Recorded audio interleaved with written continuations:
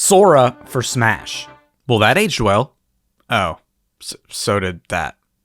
Leading up to the finale of Smash Ultimate, everyone was really nervous, and rightfully so. It was the final character. Will my pick get in? What if we get a Pokemon? Please not another Fire Emblem character. But the final reveal for Sora was probably the best ending that we could have hoped for, in a kind of objective sense. Yeah, on a personal level, you may have been disappointed because it wasn't who you wanted, but overall I think so many of us can see how Sora was a great pick, and he's the perfect ending to Smash for a couple reasons. Obviously, it's mostly because he was the Smash Ballot winner. For years, we've had discussions over the Smash Ballot and debates over who the most popular character request was, even so far as doing fan polls just to kind of give us a glimmer on what people might have actually voted for. And the end of Smash 4 revealing that Bayonetta was a top ballot choice seemed a bit dubious at the time, especially considering there were files for Bayonetta in the game super early on.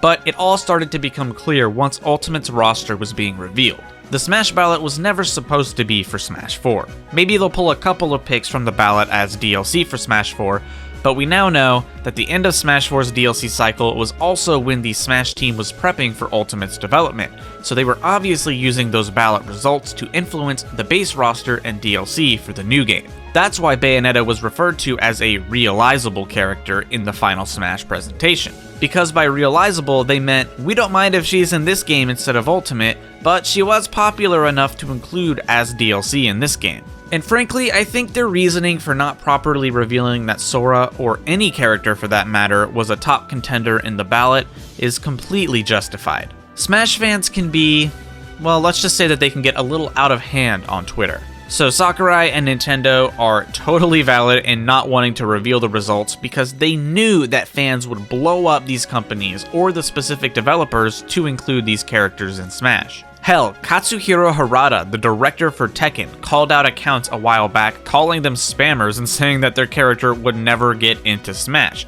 And those weren't even accounts for a character that he's in charge of. People just added him because they knew he knew Sakurai, I guess. So yeah, it's definitely a good call on Sakurai and Nintendo for making sure that that didn't happen as a result of them revealing the Smash Ballot results. But Sora being the final character really left an impact for another reason: the whole Disney problem. Now personally, I've never thought that this made Sora impossible, but it certainly brought a ton of extra headache, which Sakurai alluded to in the presentation. And I'm sure the Nintendo ninjas were well aware of the fact that it was a big point of discussion for the fans. Who owns Sora? Is he allowed in? What about Donald and Goofy? So ending on Sora, outside of being the Smash Ballot winner, made the impact a much bigger deal. This was the last character, so there was this huge amount of build-up, and then the sudden realization of they did it. They were able to put Sora in the game. Personally, it really set in for me while hearing that music, seeing Sora float in through the bright light, knowing how much that they had to do in order to accomplish this feat. It also helped that we already had a Square Enix character this pass in Sephiroth, because, disregarding the legal technicalities, Sora is for all intents and purposes a Square Enix original character. So many, including myself, had doubts about whether we could have another, let's say Square Enix adjacent character on the pass. Like, from all angles, this character really seemed to beat the odds, but they did it, and as a result, we'll get to fly around as Sora and have the most insane aerial game out of the whole cast in just a week or so.